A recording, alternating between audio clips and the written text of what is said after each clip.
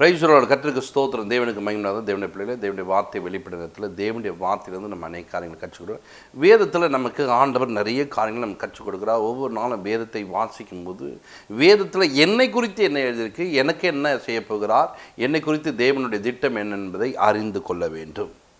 அப்படி அறிந்து கொள்ளும் போது தான் தேவன் உங்களோடு கூட இடைப்படுவதை நீங்கள் பார்க்க முடியும். காலையில் ஒரு சகோதரியோடு பேசும்போது அவங்க பார்த்திங்கன்னா ஒரு அதிகாரத்தை படித்துங்க. அந்த அதிகாரத்தில் என்ன வசனம் போடப்பட்டிருக்கு, இதில் நான் எதை எடுத்துக்கொள்ள வேண்டும் என்று கேட்குறாங்க. அப்போ சொல்லுங்கள் படிங்கன்னு சொல்லும்போது அந்த படிக்கிறாங்க. அந்த வார்த்தையில் இவைகளை நான் எடுத்துக்கொள்கிறேன். கரெக்ட், நல்ல விஷயம். அது மாதிரி வேதத்தில் நம்ம படிக்கிற ஒவ்வொரு பகுதியிலும் ஒரு விஷயத்தை ஆண்டவர் போட்டு வைத்திருக்க, அவைகளை நீங்கள் எடுத்துக்கொள்ளும் போது அவைகள் உங்கள் வாழ்க்கைக்கு சாட்சியாகுமா. 2 தெசலோனிக்கேயர் 2ஆம் அதிகாரத்தில் 10ஆம் வசனம் 11ஆம் வசனம் வாசிப்போம். கெட்டு போகிறவர்களுக்குள்ளே அநீதியினால் உண்டாகும் சகலவித வஞ்சகத்தோடும் இருக்கும் இரட்சிக்கப்படத்தக்கதாய் சத்தியத்தின் மேலுள்ள அன்பை அவர்கள் அங்கீகரியாமல் போனபடியால் அப்படி நடக்கும். ஆகையால் சத்தியத்தை விசுவாசியாமல் அநீதியில் பிரியப்படுகிற யாவரும் ஆக்கினைக்குள்ளாக்கும் படும்படிக்கு. கவனிங்க, இங்கே வேதத்தை நீங்கள் வாசிக்கும் போது வேதத்தில் பாருங்க, கெட்டு போகிற ஒரு மனிதனை குறித்து சொல்லப்படுது. அந்த கெட்டு போகிற மனிதன் பாருங்க, அநேக நேரங்களில் சத்தியத்தை அவன் விசுவாசிக்க மாட்டான், சத்தியத்தை நம்ப மாட்டான், சத்தியத்தில் வாழ மாட்டான். இன்றைக்கு அப்படிப்பட்ட மனிதரோடு சேர்வதே உங்களுடைய வேலையாக இருக்கக்கூடாது. அப்படிப்பட்ட மனிதரோடு உறவு வைத்துக் கொள்வதே உங்களுடைய வேலையாக இருக்கக்கூடாது. அப்படிப்பட்டவனை நீ சேர்வாயானால் அந்த கெட்டு போகிறவன் எங்கே அவனுடைய முடிவு என்று சொன்னால் அவன் ஆக்கினைக்குள்ளாக தீர்க்கப்படுகிறான், அவன் தண்டிக்கப்படுவனாய் மாறுகிறான். அங்கே பாருங்க, ஆகையால் சத்தியத்தை விசுவாசியாமல் அநீதியின் மேலே பிரியம் வைக்கிறவர்களுக்கு ஆக்கினை தீர்ப்பு உண்டு. ஆலயத்துக்கு தான் வர, ஆண்டோடு கூட தான் பழகிற, ஆண்டோடைய உறவில் தான் அடுத்த நிமிஷம் கெட்டு போகிறவனோடு கூட இருக்கிறியே, நீ பரலோகம் போக முடியுமா? பரலோகத்துக்கு போவதற்கு உனக்கு என்ன தகுதியை உண்டு பண்ணியிருக்கிறாய்? தகுதி இல்லாத நம்மளெல்லாம் இயேசு தேடி வந்து நம்மளை ரட்சித்து அவர் பரலோக ராஜ்யத்துக்குரியவராய் மாற்றியிருக்கிறார். ஆலயத்துக்கு வருகிற, ஞானஸ்நானம் எடுத்து விட்ட, ஆனால் இன்றைக்கும் நீ என்ன பண்ணுற, இந்த கெட்டு போரோட ஒரு ஃப்ரெண்ட்ஷிப்பை வைத்துக் கொள்கிற. என்னை ரட்சித்த தேவனோடு கூட ஏன் என்னால் உறவு வைக்க முடியலை, என்னை ரட்சித்த தேவனோடு கூட ஏன் என் ஃப்ரெண்ட்ஷிப் குறையுது, எப்போ ஆலயம் முடியும், எப்போ ஓடுவோம், எப்போ வேறு காரியங்கள் செய்வோம். எங்க நீ கெட்டு போகிறவன் இல்லைங்க, நீ சத்தியத்தை விசுவாசிக்கிற மனிதன். பரலோகத்துக்காக தேவனை அழைத்திருக்கிறார். அந்த பரலோக ராஜ்யத்துக்குரிய ஒரு பிரஜை நான், அதுக்குரியவனாக மாற வேண்டும். இந்த எண்ணம் உள்ளவராய் நீங்கள் உங்களை மாற்றிக்கொண்டு கவனிங்க, சத்தியத்தை விசுவாசிக்க வேண்டும், சத்தியத்தை நம்ப வேண்டும். இன்றைக்கி நிறைய பேரை நீங்கள் வேதத்தில் எக்ஸாம்பிளாக காமிச்சிருக்காரு. அப்படியேப்பட்டவங்களை நீங்கள் போய் பார்ப்பீங்கன்னா அவங்க எல்லாரும் எப்படி இருக்காங்கன்னு சொன்னால் கெட்டுப்பவர்களாய் மாறிவிட்டார்கள். அநீதியின் மேலே பிரியப்படுகிறார்கள், அநீதியான காரியங்களை விரும்புகிறார்கள். அந்த அநீதியை விரும்புகிற மனிதனுடைய வாழ்க்கையில் என்ன நடக்குதுன்னு சொன்னால் அவனுடைய வாழ்க்கை ஆக்கினைக்குள்ளாக தீர்க்கப்படுகிறது. இது வேதத்தில் நிறைய எக்ஸாம்பிள் காமிச்சு நம்ம என்ன பண்ணுற அவைகளை பார்ப்பதில்லை. வேதத்தில் ஆகாப் என்ற ஒரு மனிதன் நீங்கள் பார்க்கலாம். அந்த ஆகாப்பை குறித்து பாருங்கள், 21 அதிகாரத்தில் நீங்கள் பார்க்கும்போது அங்கே 7 நீங்கள் 13 வரைக்கும் வாசிச்சிங்கன்னா, அவர் வேறொரு நிலத்தை ஆசைப்படுகிறான். எப்போ நம்ம பண்ணலாமாப்பா, அப்படி செய்யலாமா? அப்படிப்பட்ட காரியங்கள் இருக்கக்கூடாது. பாருங்க, 4 பேருக்குரிய சொத்துன்னா அதை ஒருத்த மாத்திரமே சுதந்திரிக்கணும்னு சொல்லிட்டு என்ன பண்ணுறான், அதுக்காக ஜோம் பண்ணிங்க, சொந்தக்காரெல்லாம் வரக்கூடாது. எதுக்கு? அப்போ சொந்தக்காரெல்லாம் சாகடிச்சிடலாமா? அநீதி மேலே பிரியப்படுற, இங்கே நீ சுகமாய் வாழ்ந்துடலாம், பரலோக ராஜ்யம் நீ செல்ல முடியாது. அநீதித்தின் மேலே பிரியப்பட்ட வாழ்க்கை எங்கே போகுதுன்னா ஆக்கினைக்குள்ளாக தீர்க்கப்படுது. நான் சொல்ல வேதம் அப்படி சொல்லுது. சத்தியத்தின் மேலே பிரியப்படாமல் அநீதியின் மேலே பிரியப்படுகிற அவருடைய வாழ்க்கை எங்கன்னா ஆக்கினைக்குள்ளாக தீர்க்கப்படும் என்று சொல்லுது. இந்த எச்சரிப்பான வார்த்தைகளை கேட்கிற நீ கவனிங்க, இந்த சொத்து 4 பேர் பங்கிட்டுடு.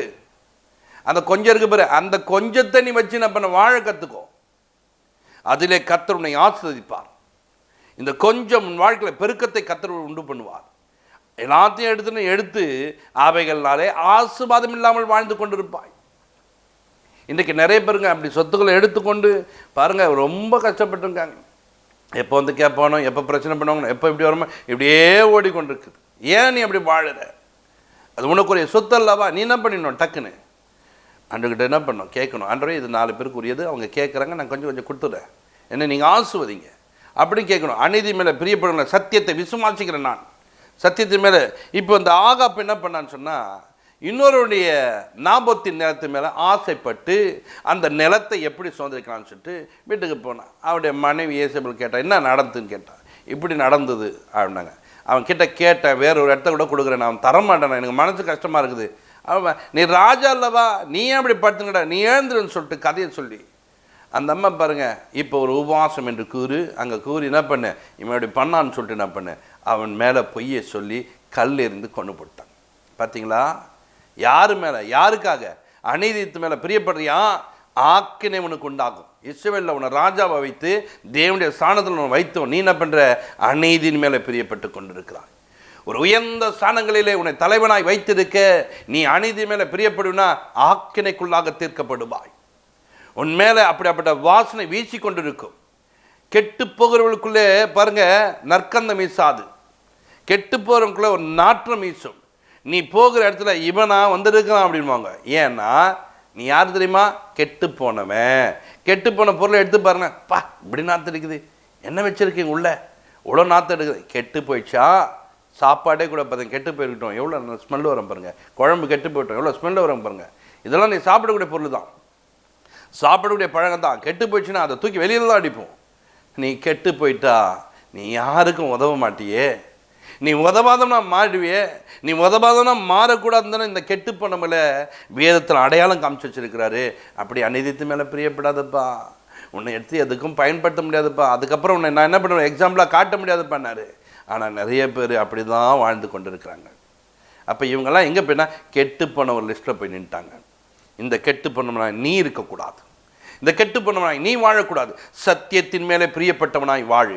சத்தியத்தின் மேலே பிரியப்படாமல் எனக்கு என்ன இந்த அநீதி தான் எனக்கு வேணும்னு நினச்சின்னா ஆக்கினே, நான் திரும்ப திரும்ப சொல்கிறேன் ஆக்கினே, திரும்ப சொல்கிறேன் ஆக்கினே, நீ இன்னைக்கு தப்பித்து கொள்ளப்பார், அவையிலிருந்து வெளியே வரப்பார். தேவன் உனக்கு உதவி செய்ய வல்லவராக இருக்கிறார். தேவன் உன் தேவையை சந்திக்க வல்லவராக்கா. தேவன் உன்னோடு கொண்டு இந்த பலத்த கிரியைகளை அவர் செய்ய வல்லவராக்கா. அவருடைய கெட்டு போனவங்களை ஏன் இந்த வேதத்தில் எழுதப்பட்டிருக்குன்னா, நீங்கள் நல்லா புரிஞ்சுக்கணும். வேதத்தில் பாருங்கள், லாபானை நீங்கள் குறித்து பார்க்கும்போது லாபான் தன்னுடைய மருமகனை ஏமாற்றுகிறார்.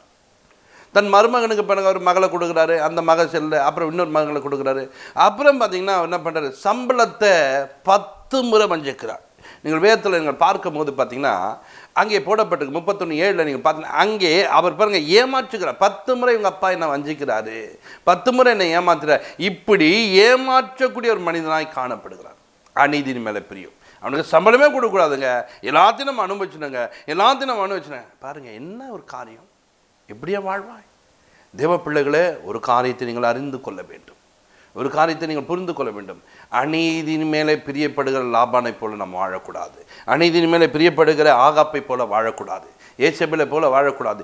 இன்றைக்கு உங்கள் வாழ்க்கை எதை நோக்கி போகணும்னா, சத்தியத்தை விசுவாசிக்கிறேன், நீதியின் மேலே பிரியப்படுகிறேன், நான் அப்படி வாழப்போகிறேன் என்று வாழ வேண்டும்.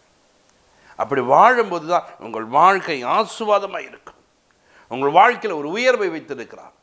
இந்த ஏமாற்றக்கூடிய காரியங்கள் நமக்குள்ளே வருமானால், நம்ம அநீதியினுடைய பிள்ளைகளாக காணப்படும் சொன்னால், அநீதி மேலே பிரியப்படுவோம் சொன்னால், நம்முடைய வாழ்க்கை எங்கே போகும்னா நரகத்தை நோக்கி போகும். அல்லேலூயா. வேதத்தில் பாருங்க, தேவன் ஒரு குடும்பத்தை தெரிந்து கொண்டு அந்த குடும்பத்தில் மோசே என்ற ஒரு மனிதனை தெரிந்து கொண்டார், மீரியாமை தெரிந்து கொண்டார், அங்கே ஆரோனை தெரிந்து கொண்டார். இவர்களுக்கெல்லாம் ஒரு வேலை கொடுத்துட்டார். இந்த ஆரோன் யாராக இருக்கிறான்னு சொன்னால் மோசைக்கு வாயாக இருக்கக்கூடியவர். இவருக்கு பாருங்க பரிசுத்தன் என்று சொல்லப்பட்டு ஆலயத்துக்குள்ளே எப்படியெல்லாம் வர வேண்டும், எப்படியெல்லாம் இருக்க வேண்டும், ஆண்டவருடைய சமூகத்தில் எப்படி நிற்க வேண்டும், எல்லாம் ப்ரொசீஜரும் கற்றுக் கொடுத்து வச்சுருக்காங்க.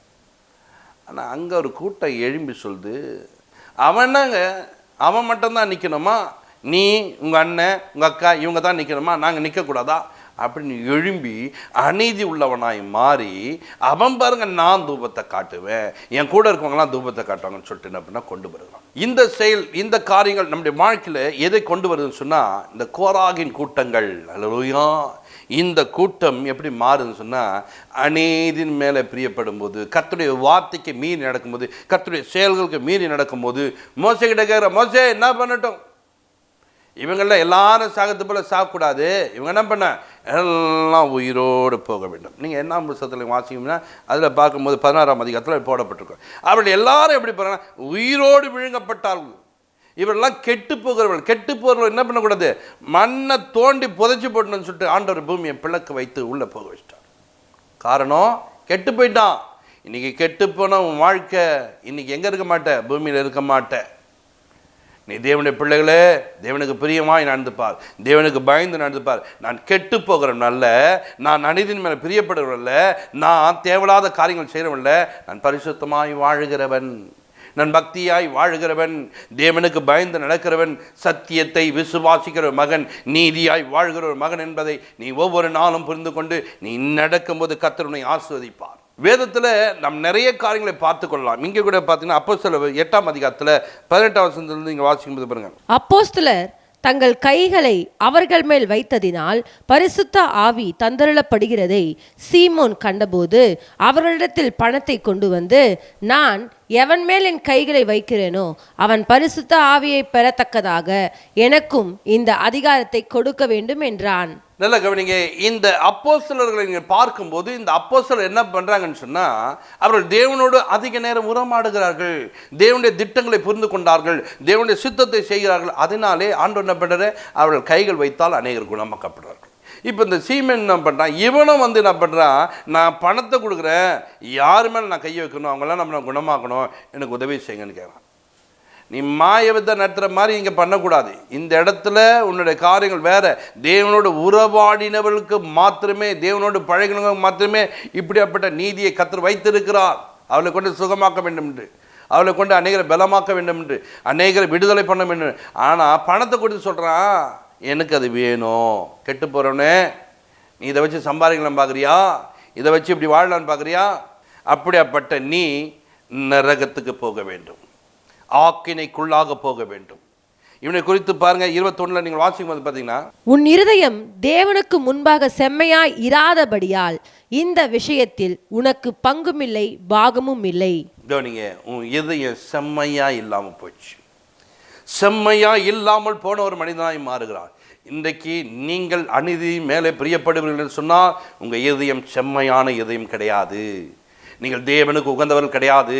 தேவன் உனக்குள்ள வாசம் பண்ண மாட்டார், தேவ ஆவியான உன்னை நடத்த மாட்டார். அந்த இடம் எப்படி இருக்குன்னு சொன்னால் அசுத்த ஆவிகளுடைய வாசம் பண்ணுகிற இடமாய் மாறிவிடும். நீ நரகத்துக்கு தான் போவாய். தேவ பிள்ளைகளே, உங்கள் வாழ்க்கையில் நீங்கள் தேவனுக்கு பயந்து நடக்க வேண்டும், தேவனுக்கு கீழ்ப்படிந்து வாழ வேண்டும். நிறைய நேரங்களில் நிறைய பேர் அப்படி தான் எழும்புறாங்க. பாரியஸ்ன்னு சொல்லிட்டு ஒருத்தர் இருக்காரு, அது எலிமான்னு ஒருத்தர் இருக்கிறாங்க. இவங்கெல்லாம் அநீதியின் மேலே பிரியப்படுகிறவர்களாய் காணப்பட்டார்கள், அநீதி உள்ளவர்களாய் வாரினார்கள், அநீதி உள்ளவர்களாய் நடக்கிறார்கள். அல்லையா? இந்த பரிசெயர் இருக்கிறார்கள், சதிசெயர் இருக்கிறார்கள். இவர்களும் தேவனுக்கு பிரியமில்லாமல் வாழ்கிறார்கள். நீதி மேலே பிரியப்படுத்த கிடையாதுங்க. கெட்டு போகிற ஒரு கூட்டத்து மேலே அவர்கள் பாருங்க எப்பவுமே என்ன பண்ண, அநீதியான காரியங்களை விரும்பக்கூடிய ஒரு கூட்டமாய் காணப்பட்டார்கள். என் தேவனுடைய பிள்ளைகளே, இப்பொழுதும் இந்த நேரத்தில் இவைகளை கேட்டுக்கொண்டிருக்க நீங்கள் கெட்டு போகிற கூட்டமாக இருக்கக்கூடாது. யாராக மாறணும்? நீங்கள் நல்லவர்களாய் மாற வேண்டும், நன்மையான காரியங்களை செய்ய வேண்டும், சத்தியத்தின் மேலே பிரியப்பட வேண்டும், சத்திய வார்த்தைகளை கொண்டு தேவனிடத்தில் உறவாட வேண்டும். தேவன் உங்களை ஆஸ்வதிக்க வல்லவர், தேவன் உங்கள் தேவையை சந்திக்க வல்லவருக்கா. உங்கள் வாழ்க்கையில் நீங்கள் எதிரே குறையப்பட்டு போயிட்டீங்க அப்படின்னா, அப்பா எங்கள் வீட்டில் கடனாக இருக்குதுங்க, எடுத்த உடனே கடனாக இருக்கேன், ஆவியில் நான் வளரவே இல்லைங்க, என் வாழ்க்கையில் சத்தியமே இல்லைங்க, சத்தியத்தில் இவ்வளோ குறைப்பட்ட யாரும் ஒருத்தர் கூட அப்படி ஒரு ஜபம் பண்ணது கிடையாது. எப்போ பாரு வீட்டில் குறைவாக இருக்குது, அது சரியில்லை, இது சரியில்லை, இந்த இடத்துல இல்லை, என் சரீரத்தில் அப்படி இதை தான் கொண்டு வரைய கண்டி சத்தியத்துக்குள்ளே வளராமல் இத்தனை வருடமாய் கழித்து விட்டேன். சத்திய வார்த்தைகள் எனக்குள்ளே தங்கவில்லை. எத்தனையோ வேதத்தை படித்தாலும் பைபிள் முழுவதும் நான் 4 டைம் 5 டைம் படித்தேன், 4 டைம் 5 டைம் படிச்சுட்டேன்னு சொன்னாலும் எனக்குள்ள சத்தியம் நிற்கலைங்க, சத்தியத்தின்படி வாழலைங்க. இதுக்காக ஜெபம் பண்ணுங்கன்னு சொல்லிட்டு கேட்கறது கிடையாது. இன்னைக்கு நீ கேளு, ஆண்டுகிட்ட நான் சத்தியத்தின்படி வாழ எனக்கு கிருபை தாங்கப்பான்னு கேளு, ஆண்டு உன்னை ஆசீர்வதிப்பா. ஜெபிப்போம். பரலோக பிதாவே, இப்பொழுதும் இந்த பிள்ளைகள் யாரெல்லாம் கெட்டுப்போன பிள்ளைகளாய் அநீதி மேலே பிரியப்பட்டவர்களாய் வாழ்ந்து கொண்டிருக்கிறார்களோ அவருடைய வாழ்க்கையை மாற்றும் ஆண்டவரே. ரட்சிக்கப்படுகிறவனுக்குள்ளே அப்பா நற்கந்தம் வீசும் என்று சொன்னீங்களப்பா. ரட்சிக்கப்பட்ட பிள்ளை நான் நாற்றம் அடித்தோம்னா இருக்கக்கூடாது, ஒரு நாற்றமுள்ள வாழ்க்கை எனக்கு வேண்டாம் என்று விட்டு விலகத்தக்கதாக பிள்ளைகளுக்கு கிருபை தாரும் ஆண்டவரே. இந்த பிள்ளைகள் ஒவ்வொரு நாளும் சார்ந்து கொண்டு உமக்காக வாழ, உமக்காக அன்றே எழும்ப கிருபை தாரும் ஆண்டவரே. இயேசு கிறிஸ்துவின் நாமத்தினாலே ஒவ்வொரு குடும்பங்களும் நீதி உள்ள குடும்பங்களாய் மாட்டும். இயேசு கிறிஸ்துவின் ஜெபத்திற்கு நல்ல பிதாவே.